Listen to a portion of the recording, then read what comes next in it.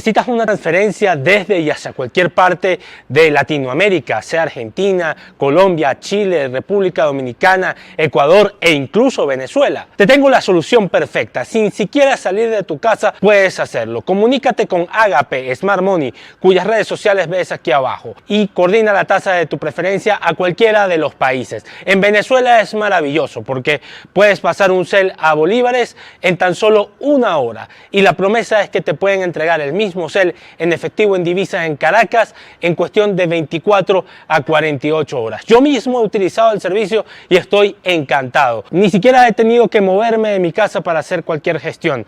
Te lo recomiendo ampliamente. Agape Smart Money, patrocinante oficial de Beatwriter. Necesitas un...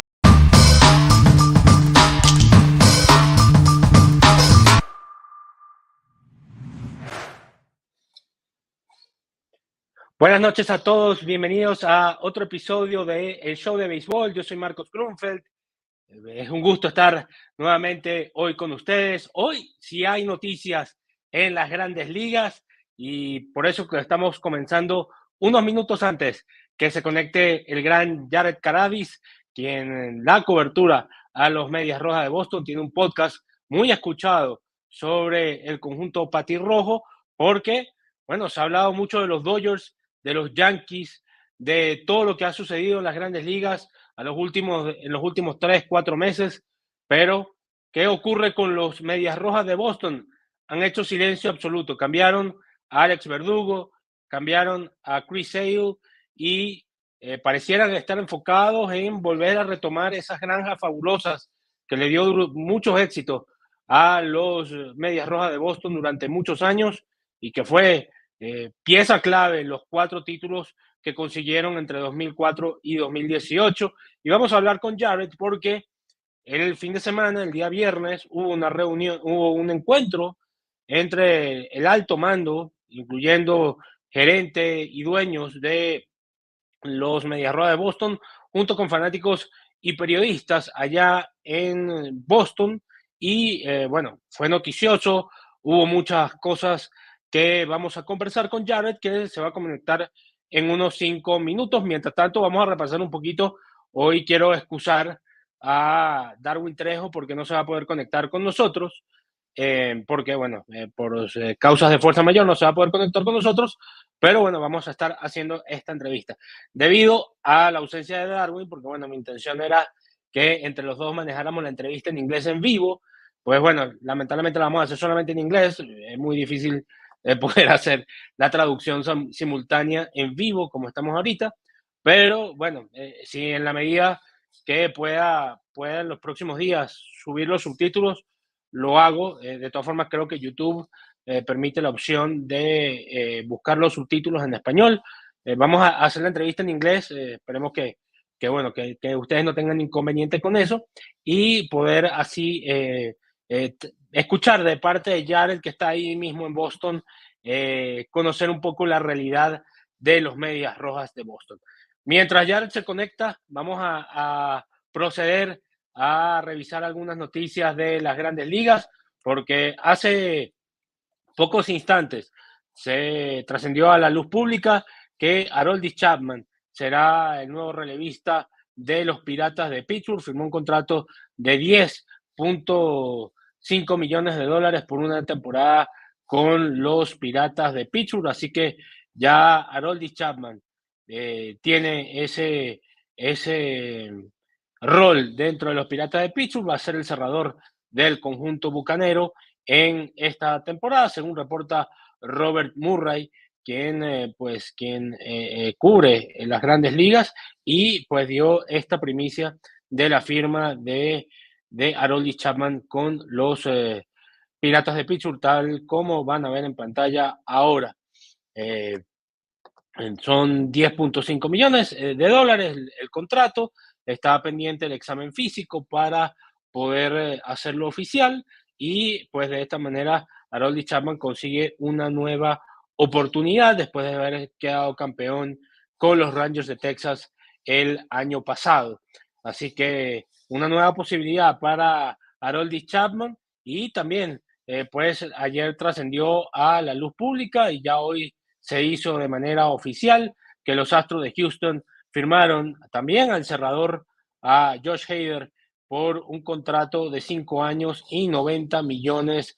Viene de jugar con los Padres de San Diego y Hader pues ahora va a ser el nuevo cerrador de los Astros de Houston, que conforman un nuevo bullpen en esta nueva etapa con los Astros de Houston. Ya tenemos a Jared en línea, vamos a hablar, por supuesto, en inglés. Y thank you, Jared, for joining me. It's a pleasure to talk with you, and it's an honor. Thank you for accepting the invitation. Thank you for having me. I'm sorry I'm late. No, no problem. I go to dinner at my parents' house, and my mom was just yapping, and I was like, I gotta go. Like I have somewhere to be right now. No problem, Jared. It's an honor to talk to you. It's my pleasure. I'm sorry if my English is not perfect, but I'm doing my best. You're doing great. Thank you, Jared. First of all, this news about Anthony Rendon. We're going to talk about the Red Sox, of course. It's important about the event that they held in Boston on Friday. But they think about Anthony Rendon asking for a shorter season in MLB. That's that. So a lot of people didn't like that very much, which I understand. If it were up to me, I would have baseball, 200 games. Like, let's make the season longer. So I think, I'm sure that the main takeaway from that was there are plenty of baseball fans, I think, that if you were to ask the league, hey, do an anonymous poll, because I'm sure if you're anonymous, then more players would be more honest about it. Hey, do you guys want more games or do you want less games? The answer would probably surprise a lot of fans in that the players probably would want a shorter season. But the issue with the whole story was that it was the wrong messenger. Like the one guy that should not be saying, hey, I want a shorter season is the guy that got paid. It's tied for the 9th most money on an average annual basis in Major League history. So you're getting paid a ton of money.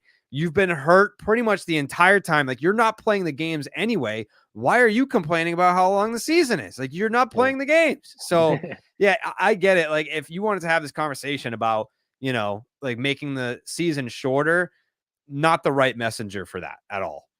You were surprised about Jonathan Papelbon answer for your tweet? Yeah. So, I mean, I love Pap. I mean, he's a legend here in Boston, and he's very responsive on Twitter. That's a guy that's very online these days. So he's seeing what's going on throughout Twitter and the different stories, and he's not afraid to give his opinion. So I think when so originally, like, that wasn't like the Rendon story wasn't even big when I tweeted it. I just happened to like see something about the podcast. Then I Googled it, found the quote, took a screenshot of the transcript, and then I tweeted it, and then it blew up. It has like, last time I checked, it almost had like 4 million views. Wow. And then Papelbon quote tweeted it, and he blew it up even more by having such a, I guess, strong opinion on the matter as a former teammate of Anthony Rendon. So, I mean, that's the thing with Pap, is you're going to get an honest answer. And he's out there saying, yeah, I played with the guy. He doesn't even like baseball, which is kind of what fans thought in the first place. But to have a guy that played alongside him kind of confirm that was a big deal. But I think, Jared, it's an important topic. What Anthony said, seriously, because we are seeing that in this offseason, guys like Blake Snell, Jonathan Montgomery, Cody Bellinger are still free agents. Most of the teams are not competing. I don't make they didn't make any movement to compete in the season. So maybe sometime right now, some of the contracts with the broadcasters are long term, but sometimes the TV stations we maybe bring that matter to the table. I think so. Yeah, I think they definitely need to make the off season more entertaining. I think that you should. So out here in Boston, I do a radio show with a man by the name of Tony Maserati. He has a very popular radio show here in Boston. And he had the idea to incentivize teams spending in free agency earlier. And I was like, I like that idea. You know, like if you're able to take a percentage of the luxury tax hit off of a team because they spent in November versus in February, I like that idea, because it's people want to blame the players, people want to blame whoever, and the fact that like the rules, stuff like that. But it's Scott Boras. Like Scott Boras is the top agent in Major League Baseball. And he likes to take his time, and he likes to take his time because he's going to get his clients the best deal, the most money. And if there's no penalty for doing that, why wouldn't you continue to do it? So the penalty really is having fans be upset that the offseason is so boring. Like you have free agency in the NBA. It's like, boom, free agency hits. And it's like, this guy, like it's jam packed. Like we don't have that in baseball. And it's something that they really need to look at to avoid off seasons like this, where it's just so slow and boring. Like there's no excitement like around the sport. Like I kind of look back to the Houston Astros cheating scandal, right? Like that was, well, that was crazy. That broke in December, and then carried into January and February. Like I remember it was like Super Bowl week, and everyone was talking about baseball. So it's not like when baseball season is over, it's not like baseball fans like, you know, go to sleep and don't wake up until April. Like baseball fans want more baseball, and like the passion is there. If you give us something to talk about, like we'll talk about it. So yeah, they really need to work on the free agency thing. Yeah, and this is the winter meeting is supposed to be that period of time that the teams are able to make some deals for free agents contracts. So, but that doesn't work in 2019. I remember Bryce Harper and Manny Machado wait until February, until the spring training started, and they were free agents yet. Right. So it's an issue that Major League Baseball has to work on. I agree. Interestingly enough, when you mentioned the winter meetings, Anthony Rendon signed at the winter meetings. So but that was the last interesting one. Like the last interesting one was, I believe that was the 2020 winter meetings in San Diego. We saw Garrett Cole sign with the Yankees. We saw Rendon go to the Angels. There was another big one that I can't remember right now. Aaron Judge last year, he signed in the last day of the winter meetings. Yep. So it's like, you know, you've had some of the, like, that's what it's supposed to be, but it more often than not isn't. But and the Red Sox, because they are believing that they are a small market team. It's crazy. They need pitching, and you have Blake Snell and Jordan Montgomery available, and they are making anything to improve the team. What do you saw in the weekend in the event? I lost the name of the winter weekend. Winter weekend, yeah. So it sounds like they are telling us Red Sox fans that they're not going to spend money until this next wave of prospects comes up to the big league level. And what I've been saying is you're doing it backwards, because in 2007, the Red Sox won the World Series. Dustin Pedroia was the rookie of the year that year. Jacoby Ellsbury was a rookie. He came up and he should have been the World Series MVP that year. John Lester was in his first full season that year. You had Clay Buchholz came up, but he didn't contribute to that postseason run. But you had these prospects come up, but you already had Curt Schilling, Josh Beckett. You had Manny Ramirez, you had David Ortiz, you had Kevin Youkilis. Like you had all these veterans that were good, that were there, and then you added the prospects on top of that, and then that made the difference, and then you went and won the World Series. What the Red Sox are telling us now is we're not going to put those Mannies and Poppies and Schillings and Beckett's. We're not going to put those guys in place until the prospects come up. And it's like, well, didn't you already have the blueprint for this? Like, didn't you already go out and show that the way to do it is the opposite way of what you're telling us that you want to do it? So, I mean, you're also sending a message to the fan base that says, hey, we're not going to try to win a World Series this year or however long it takes for these guys to come up and contribute. So it's just inexcusable as a big market team. Like, you have the money to go. Like, Jordan Montgomery, to your point, is sitting out there right now being like, I don't know where I'm going to play next year. Why not the Boston Red Sox? Oh, because they don't want to pay you. Why don't they want to pay you? Oh, because they're trying to save money until their prospects comes out. Like, that doesn't make sense. It's backwards. And I would love for any one of these owners to get in front of a camera, a microphone, an interviewer, and actually answer these questions. Like, in a non workaround way. Like, answer the question, why aren't you spending money on Jordan Montgomery? Because they're not at the luxury tax. Like, they're not. It's not like, oh, it would make more sense if they said we want to stay under the luxury tax. Okay, I understand that. But if you sign Jordan Montgomery, you're still not over. So why aren't you signing him? Why aren't you trying to win next year? There's no logical explanation for that. And what did they say in the weekend? In the weekend, I'm sorry, the winter weekend. Winter weekend. Sorry. Yes. What did they say in the winter weekend? They said the payroll for 2024 will be lower than it was in 2023, and we all just sat there and said, why? And why didn't someone ask that question? Why was there not a follow-up when we start talking about payroll and you're going to tell us that you're spending less next year than you did in the year that you just finished in last place?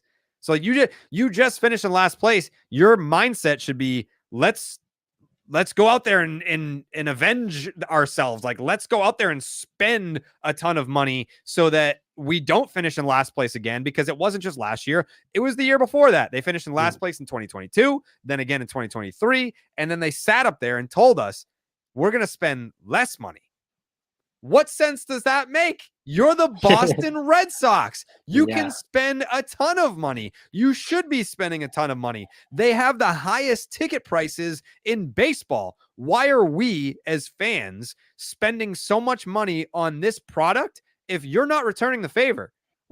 As a fan, I'm fine spending the money on the highest ticket prices in baseball if the product on the field matches that. But the product does not match that, and the Red Sox are telling you, we're not going to do anything about that. So give us the highest paid tickets in the league, and then also have a bad product. Like, it's bad business. It's bad business. And they raised the ticket price this year, right? They always do, every year. Yeah, of course. It's amazing because my understanding is maybe they want to recover that farm system that was successful for them between 2004 and 2018. They were successful development players like Dustin Pedroia, Mookie Betts, Rafael Devers, and among others, a lot of players. I guess that was one of the most successful farm system in Major League Baseball in that period of time. It was amazing the talent that they developed in that period of time. It was, but at the end of the day, all of those guys were position players. Except for John Lester. That's it. They don't develop pitchers. So it's like, all right, if you can't develop pitchers, you don't draft them. They don't even draft them. Like, all their high draft picks are all position players too. So it's not like they're drafting them and then they fail to develop them. They're just not even drafting them. So if you're developing all of these position players, well, guess what? There's not a spot for all of them to end up on the big league roster. So then trade some of them to get pitchers, especially if your whole thing is, we don't want to spend a ton of money. We don't want to spend money on Blake Snell. We don't want to spend money on Jordan Montgomery. Okay, then trade some of your prospects to get a young, cost-controlled starting pitcher that's going to be here for a while, that isn't going to cost you $30 million a year. Like, those guys are out there. Just get creative, be aggressive, have conviction. They're not doing that either, which is all the more frustrating, because if they have It depends on who you ask, but they're anywhere in the top 10 farm systems in baseball, but they are very, very position player heavy. I think there was an evaluator recently that said like they might have like the number 6 prospect system, but they're 29th in pitching and like 3rd in position players. So it's like, yeah, they're a top 10 farm system, but it's all because of position players and no pitching. Jared, and Randy Rangel asked you, do you think the Red Sox is playing catch up with the Rays in terms of their approach with prospects? I think that they're trying to be the Rays in terms of their spending. I think that what they're trying to do is look at that model and say, here's a baseball team that wins 90 plus games almost every year. In recent years, they've won 100 games, and they're not doing it with a monster payroll. They're not doing it. They're doing it it's not like they're making big trades to add superstars. They trade their superstars. They just traded Tyler Glasnow. They traded Blake Snell after making it to the World Series in 2020. Like, they just have this model that it works for the regular season, but we've seen Tampa in the postseason. They didn't get it done in 2008, which was the start of this run that they've been on, which is super impressive. I mean, to go back to 2008, which is really when they started to become this model franchise that, the Red Sox are trying to become now. They went to the World Series that year. They went in 2020. Every other year, it's like they get to the playoffs and it doesn't happen for them. They're built for the regular season. But if you're an owner, right, you're looking at that and you're saying, well, it's nice to win the World Series, but where do we make money? The playoffs, that's 1 month. The regular season, that's 6 months. If we're a 95 win team for 6 months and people are watching on TV, people are coming out to the ballpark, they're spending money on concessions and parking and everything else. That's where we make our money, is the regular season. So as long as they're good for the regular season, which they are, which the Rays are, then it's like, all right, we're just happy to be there in the postseason. So I think that's probably how some teams are viewing it, is let's just build an inexpensive roster that can win regular season games, and we'll try our luck in the postseason. We'll just roll the dice like everybody else. And the question is, why they fired Chaim Bloom if they are going to be quiet this offseason? And they say that they are going to be full throttle in this offseason, and they didn't. It's a question that I'm sure a lot of people would love to hear the answer from ownership. Why would you fire Chaim if you're just going to continue the same philosophy? That was the message that I think a lot of Red Sox fans took from that firing was, all right, you fired Chaim, so you're telling us things are going to be different. And then things were the same, if not worse in a way, because at least when Breslow got hired, he comes in and he says, well, there are no financial restrictions. That wasn't true. I'm not going to say that was a lie, because maybe he was told that and he was just relaying what he was told. Because there seems to be a lot of discrepancy with ownership. Tom Warner saying we're going to go full throttle. John Henry's the one that signs the checks. Maybe Tom Warner did think that they were going to go full throttle. And then John Henry was like, actually, no, we're not. Maybe Breslow did think that there are going to be no financial restrictions. But then that suddenly things change. And now there are, because the Red Sox said our payroll is going to be smaller. So to fire Chaim does indicate we're going to move in a different direction, but they never did. So I would love to hear the explanation from whoever's decision that ultimately was. Presumably it's John Henry. I'm assuming it's John Henry. Why did he get fired? That is the $1 million question right now. Do you think that Chaim made a good job with the Red Sox despite the results? Because I understand that the Red Sox were one of the worst farm system when Dombrowski was fired, and they developed players like Tristan Casas and Marcelo Mayer and Rafael Serán. Yep. Do you think that how do you evaluate the work of Chaim Bloom in the front office? He had his flaws. He was someone that he had his strengths was obviously the developing of the prospects. They were, to your question, they were dead last. They were number 30 out of 30 teams when he showed up. They were last. Then they may, it depends on the rankings, but sometimes it's third, sometimes it's sixth, whatever. They're top 10, top 5 farm system. I think where Heim ultimately had his flaws that may have led to his firing would be the indecisiveness. I look back to the 2022 trade deadline where, you know, you trade Christian Vasquez, which looks like a good deal now. Like you have Wilyer Abreu come out of that deal, who's probably going to be one of your starting outfielders this year already. So you look at that deal and you say, all right, yeah, that was a good deal. But then you still had JD Martinez, you still had Nathan Eovaldi, you still had Xander Bogaerts. I get not trading Xander Bogaerts, but JD, Nathan Eovaldi, those guys were both free agents at the end of the year. You weren't going to bring them back, or you could have brought back Nathan Eovaldi originally. They tried, and that was more on Eovaldi's side of things. But because they didn't make those trades, or he didn't make those trades, now you're over the luxury tax, which screwed up everything. Like it kind of set them back a year or two. And that's probably what cost Heim in the first place was, you know, you look at the way that he built up the system, that was awesome. But then you look at some of the indecisiveness with trades and you're like, that was really bad and borderline inexcusable. Specifically with the Mookie Betts trade, because some people, a lot of people criticize him because of that, but I think it was a ownership decision to trade Mookie Betts, and I understand that they tried to extend Betts, and he wasn't to stay there in the Red Sox. Maybe I'm wrong, but that's what I understand, and maybe a lot of people doesn't like the trade and the return of the trade specifically. Despite Connor Wong, I think it's a great catcher.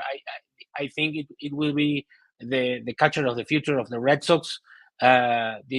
Maybe he doesn't hit very well, but I think it's a very good catcher. But what is your opinion about that trade? I think it was a trade. I think Red Sox fans understand that Heim had to do it. I don't think that anyone looks at Heim and says, why did you do that? I think at the time, Red Sox fans understood Mookie was not going to re-sign here. The whole time, Mookie kept saying, I'm going to free agency. I'm going to free agency. Yeah. I'm going to free agency. And then next thing you know, he gets traded to the Dodgers because he's not going to sign an extension with Boston.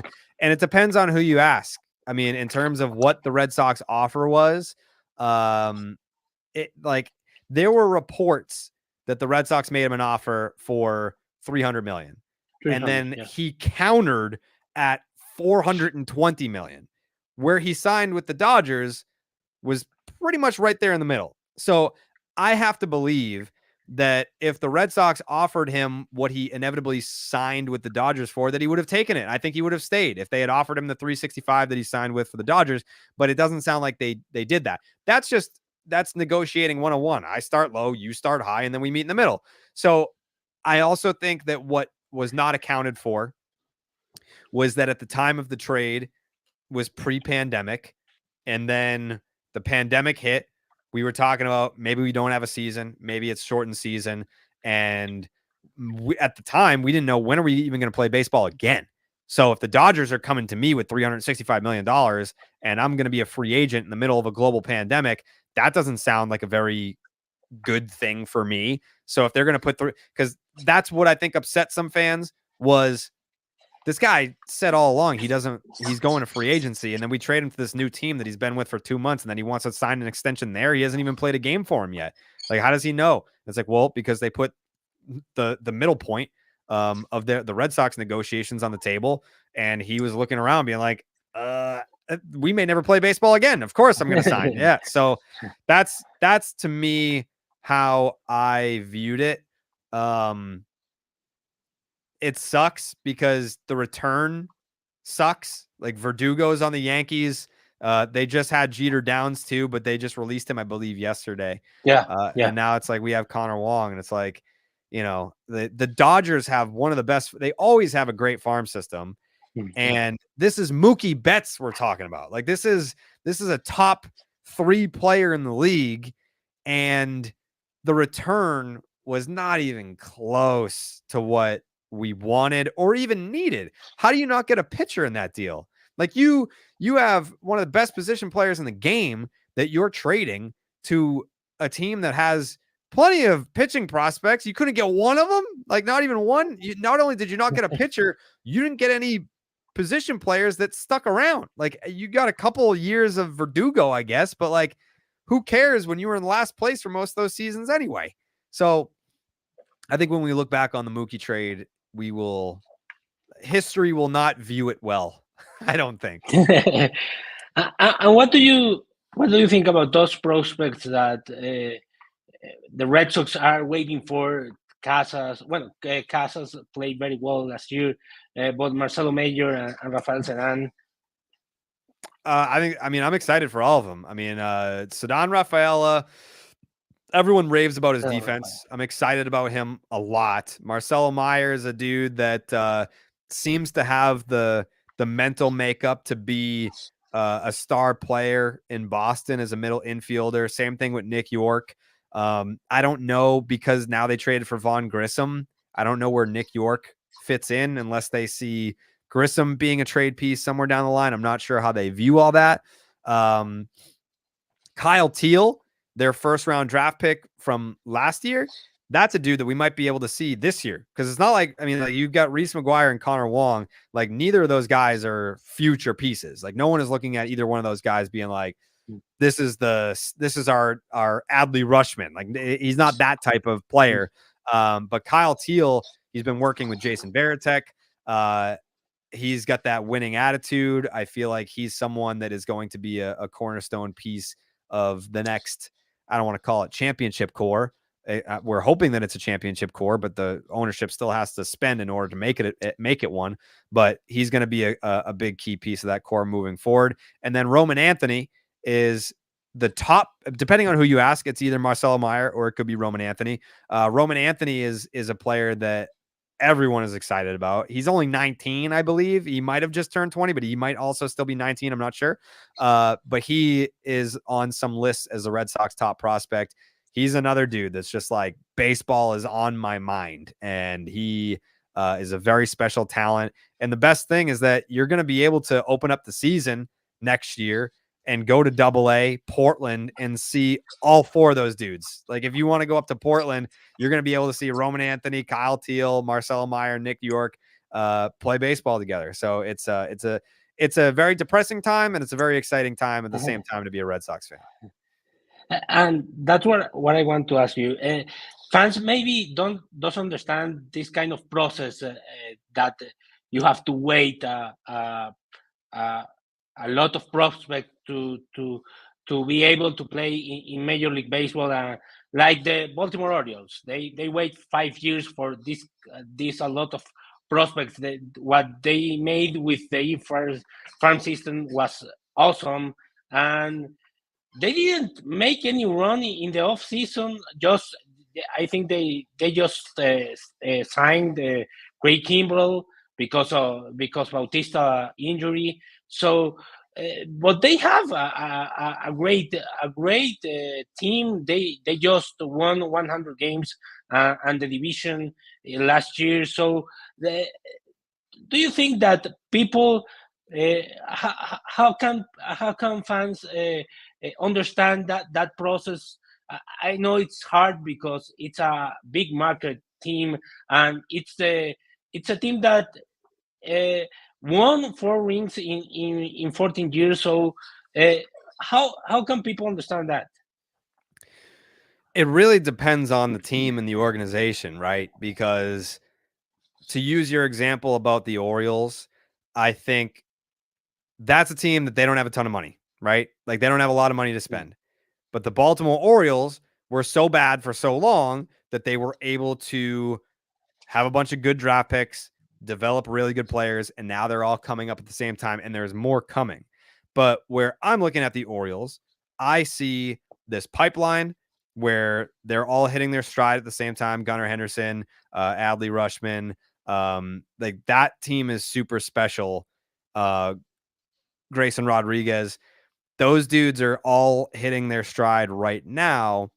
And then you have Jackson Holiday, who's coming up soon, but they're going to play their 3 years of control. Then they're going to hit arbitration eligible years. And in that 4th year, it's like, all right, now you're going to get a big payday. Then that 2nd year, then you get to that 3rd year. Like it's like, yeah, you haven't reached free agency yet, so you're not going to get your $400 million contract. But Juan Soto, perfect example. He was in his last year of arbitration going into this coming season with the Yankees, and he got $30 million through arbitration.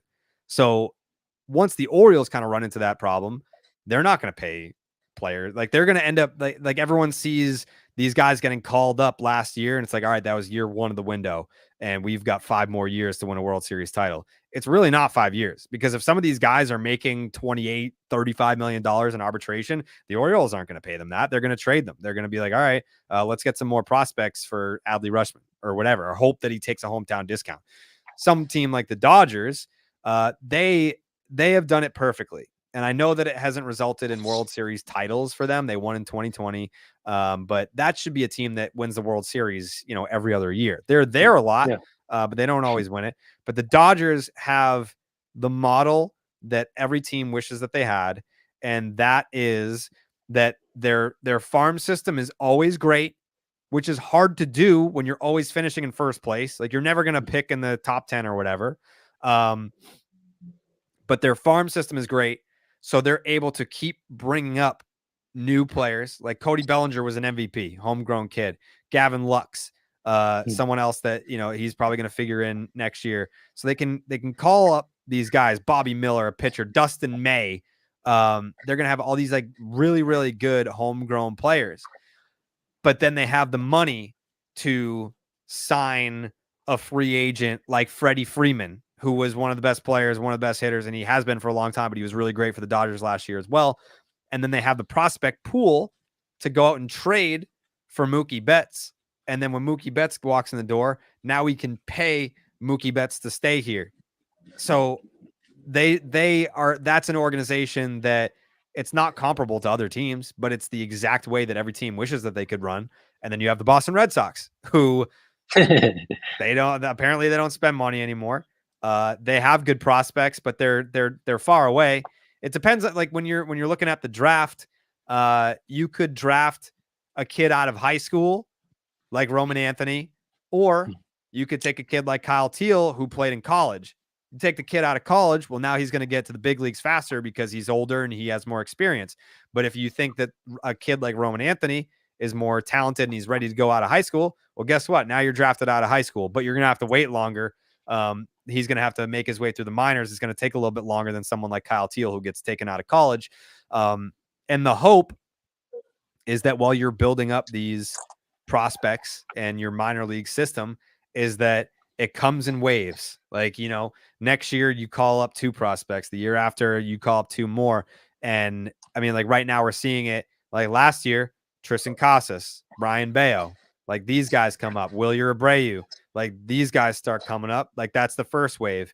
Then the next wave, it's going to be Kyle Teal. Then you might see a Nick York or a Marcelo Meyer at some point. Like that's the hope, is that it's just you keep building your farm system, and then every year you're like, here's 2 more, and here's 2 more, and here's 2 more. Yeah, do you think I think that we all expect that the Red Sox are going to be in the last place this year too. So if they do have a bad season again, do you think that they will have the pressure to sign Juan Soto if the Yankees aren't able to extend him? I wish I knew the answer to that. Like I wish that I could confidently say, of course they're going to be in on Juan Soto. They're the Boston Red Sox. We're not that far removed from that being the case, right? Like if you were to ask me that question in 2019, like, hey, Juan Soto is going to be a free agent, you think the Red Sox are going to be in on him? You're like, yeah, of course they are. Like, why wouldn't they be? Now I'm like, I don't know. Like, can we even afford half of what he's going to sign for? Like, he's probably going to get $400 million. Like, the Red Sox won't even give $100 million to somebody right now. So I don't know. I mean, it would make a ton more sense to me if the Red Sox were like, hey, we just don't love this free agent class.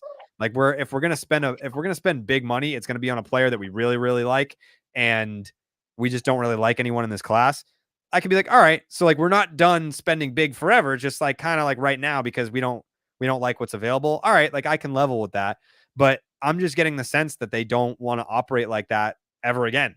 Like during this ownership, they're just like, we don't want to spend big ever again. And I'm like, okay, well then you're not the Boston Red Sox anymore. Like the Boston Red Sox are a big market team that's trying to compete for a World Series championship, and you cannot look me in the eye right now and tell me that you're trying to compete for a championship. You're just not.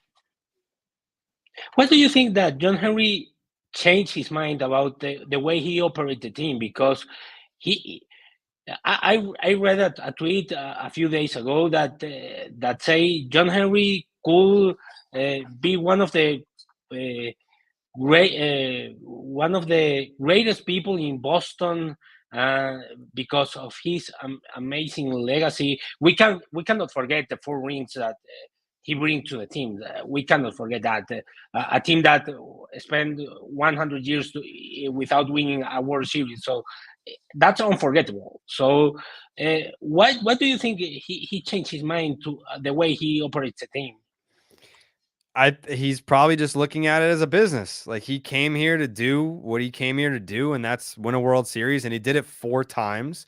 I think now the statistic that I saw or heard the other day was that they're based on inflation, they're spending $100 million less since 2018 when they had the highest payroll in baseball and they won the World Series. They're spending $100 million less on the payroll, and attendance was only down 8%. So if you're looking at it and saying we can spend a third less and we're only taking an 8% hit, that's not bad. Like we'll save $100 million, but like, you know, it's still a profitable business. And what they're probably looking at now is all the area around Fenway Park where they can spend $500 million on development, condos, bars, restaurants, theaters, whatever else they can, just like what the Cubs did. The Cubs own everything around Wrigley. The Red Sox will probably look to do that and make it an attraction, like to come down, spend money, and they'll own the area. And it'll just be like, yeah, I mean, the team's not good, but it's Fenway Park. It's history. It's been here since 1912, and it's a tourist attraction, and it'll always make money. So there's no real need to spend as much as they used to. Jared, thank you very much for your time. It was a pleasure to talk with you, and I follow you on Twitter since a long time. Because I appreciate it, man. I'm a Boston fan too. My family lives there. I hope to move soon to Boston. So I wish let me know. You'll have to let me know when you end up in Boston. I'll take you to Fenway. Have you been to Fenway before? Yeah, because my family lives there, and I covered some games in 2010, I think. Okay. 2010, 2020, 2008. Between those years, I covered some games, and I hope to move soon there. Cool. I mean, you let me know when you end up back in Boston. We'll go to Fenway together. Okay. Thank you, Jared. Cool. It will be an honor to do that with you. Awesome. I can't wait. Thank you, Jared. Thank you for your time. It's good to meet you. You have a Venezuelan friend here. I love that. Let's go right. Good to see you. Good to see you, Jared. Thank you very much. Anytime.